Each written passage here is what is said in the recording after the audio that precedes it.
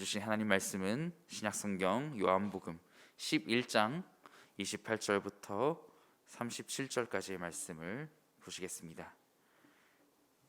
요한복음 11장 28절부터 37절까지의 말씀입니다.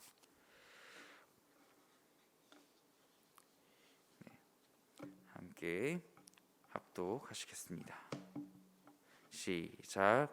이 말을 하고 돌아가서 가만히 그 자매 마리아를 불러 말하되 선생님이 오셔서 너를 부르신다 하니 마리아가 이 말을 듣고 급히 일어나 예수께 나아가매 예수는 아직 마을로 들어오지 아니하시고 마르다가 맞이했던 곳에 그대로 계시더라. 마리아와 함께 집에 있어 위로하던 유대인들은 그가 급히 일어나 나가는 것을 보고 곡하러 무덤에 가는 줄로 생각하고 따라가더니 마리아가 예수 계신 곳에 가서 배웠고 그 발 앞에 엎드려 이르되 주께서 여기 계셨더라면 내 오라버니가 죽지 아니하였겠나이다 하더라.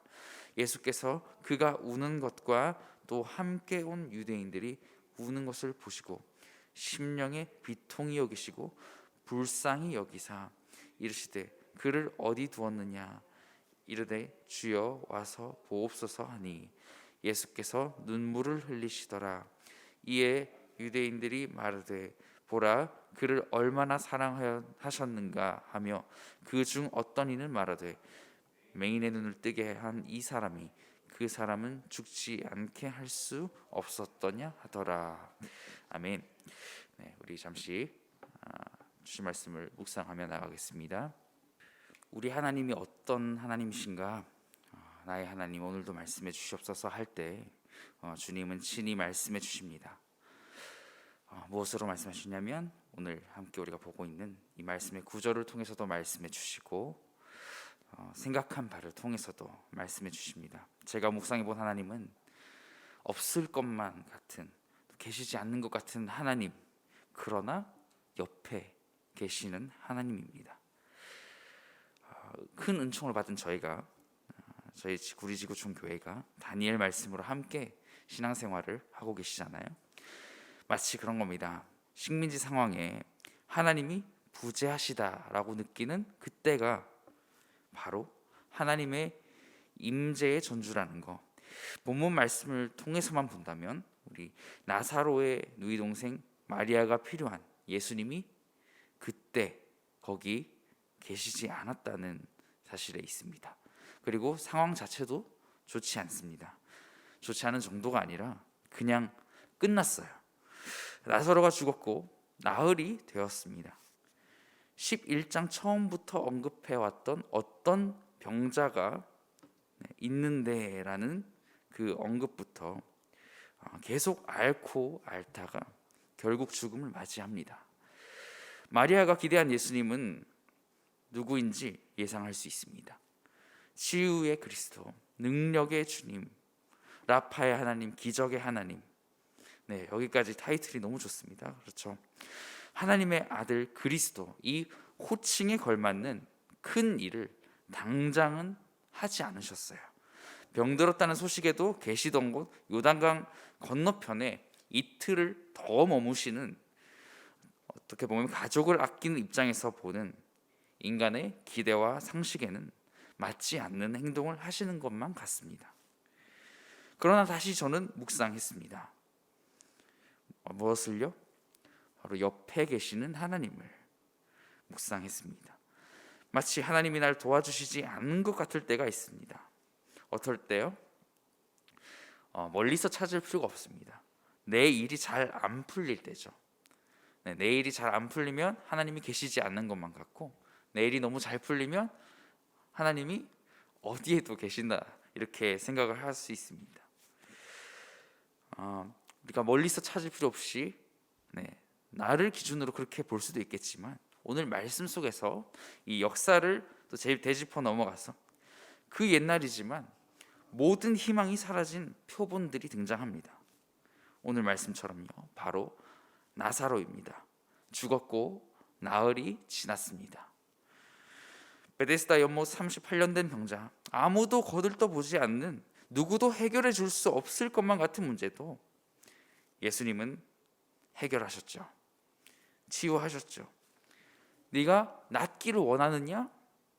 네가 보기를 원하느냐? 하나님의 권능이 어떨 때 나타날까요? 언급했던 이 말씀들을 통해서 우리는 믿음 가진 그 마음에서 하나님의 능력이, 하나님의 권능이 나타난다는 것입니다. 우리의 고백은 어떠해야 합니까? 아멘 주님, 내가 낫기를 원합니다. 아멘 주님, 내가 보기를 원합니다. 라고 고백하는 이 믿음에서 나타나실 줄로 믿습니다. 그러면 너무 완벽하겠는데 오늘 본문 말씀은 마치 그 마음조차도, 그 믿음조차 낼 수 없을 것 같은 그런 안타까운 현실을 보여줍니다. 누구의 상식과 또 앞서간 생각으로도 할 수 없는 것, 바로 생명의 문턱을 넘어버리는 시점, 이곳을 누가 범접할 수 있을까요? 또한 두 번째로 묵상해 본 하나님은 어떤 하나님이실까요? 하나님은 어떤 분이십니까?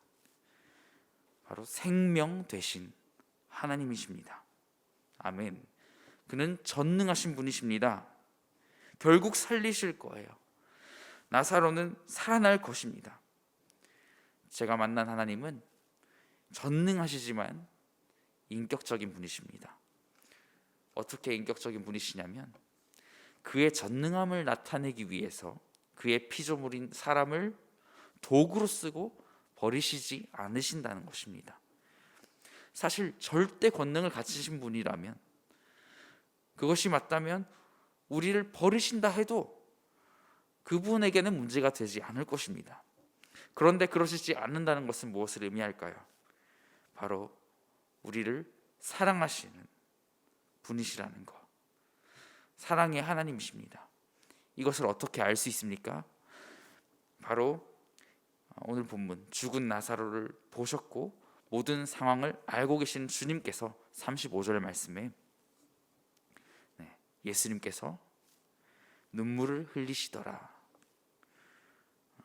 이 사망의 권세가 그를 덮고 있음에 분노하실 뿐만 아니라 그 누구도 범접할 수 없는 그 생명의 문턱을 넘어서 그 나사로를 건져내실 분이 우리 하나님이신 예수 그리스도이시라는 것입니다.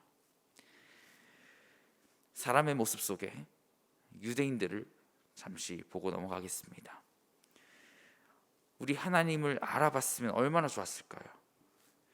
조금 전까지만 해도 묵상할 때는 참 이 사람들 어리석다, 안타깝고 한심하다, 그렇게 저는 정죄하고 있는 내 자신을 보게 되었습니다.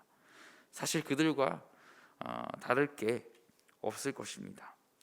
조금 더 사랑하는 시점으로, 사랑하는 주님의 마음으로 이들을 본다면 나라도 못 알아봤겠구나 합니다. 그들은 예수님의 눈물을 두 가지로 오해하고 있었어요.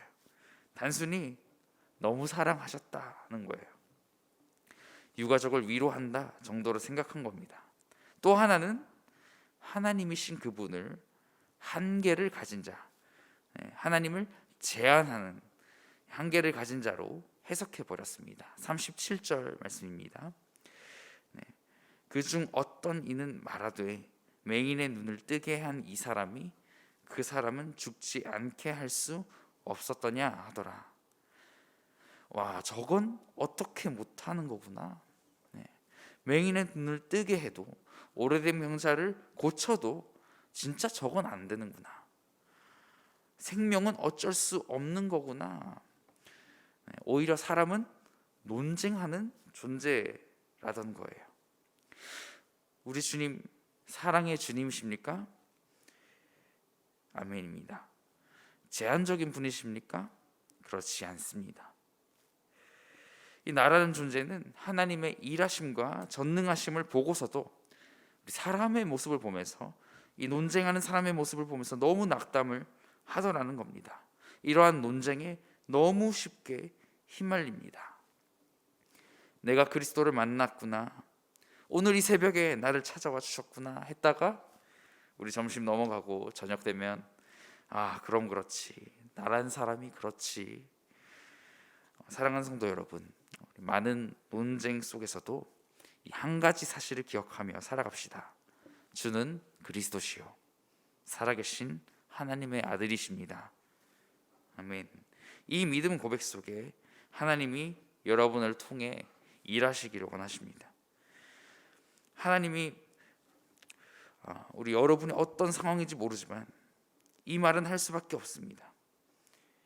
하나님과 나는, 이것이 우리가 손잡고 함께 가서 고백하지 않았습니까? 하나님과 내가 같이 가는 것, 이것이 하나님과 나, 이런 본질적 관계입니다. 우리 위기 속에서 여러분이 어떤 해석을 하시겠습니까? 어떤 성도님께서는 격리되어서 답답하시죠. 대명절에 어디도 움직이지 못했던 그 상황이 정말 괴로우셨을 줄 압니다. 어떤 것도 위기가 될 수 있습니다. 이보다 더 큰 안 좋은 상황이 닥칠 수도 있습니다. 그러나 사랑하는 성도 여러분, 하락하고 내려가는 시기가 어떻게 보면 상승의 전조이기도 하듯이 우리 하나님의 부세를 하나님의 임재의 전주로 볼 수 있기를 바랍니다. 죽은 사람을 살리시는 예수님을 기억하며 오늘 하루도 죽은 사람을 살리시는 그 본문까지 이어지지는 않았지만 이 본문 말씀을 예고편으로 삼고 생명의 문턱을 넘나드시며 절망의 환경에서도 새 힘을 얻게 하시는 하나님을 우리 가장 피곤할 것만 같은 이 새벽에 만나시는 축복 누리시기를, 그래서 이어가는 기도 생활, 신앙 생활 되시기를 바라여서 이 말씀을 전했습니다. 기도하시겠습니다. 함께 기도하실 때 내가 하나님을 제안해 왔습니다. 그저 위로의 하나님 정도로만 생각했습니다. 그렇지 아니하고 우리의 모든 상황들을 정말 죽을 것만 같은 이 상황을 다시 치고 올라가게 하신 하나님, 독수리의 날개를 주시는 분이 하나님이십니다. 죽은 자를 살리시는 하나님은 전능하시고, 그러나 사랑이신 하나님은 우리를 도구로 쓰고 버리시는 게 아니라 빚으셔서 귀한 것을 담으시고 전하게 하시는 분이심을 기억합니다. 이 하나님을 만나기 원하여서 이 자리에 왔습니다. 주님, 그리고 모든 또 방송으로 출근길에 내가 그 하나님을 경험하고 나의 사업장과 직장에서 승리한 하루가 되길 원한다고, 집으로 돌아와 하루를 마무리하는 순간까지 이 능력의 하나님을 믿음으로 붙드는 하루가 되게 해달라고 이 시간 기도하며 나갑시다.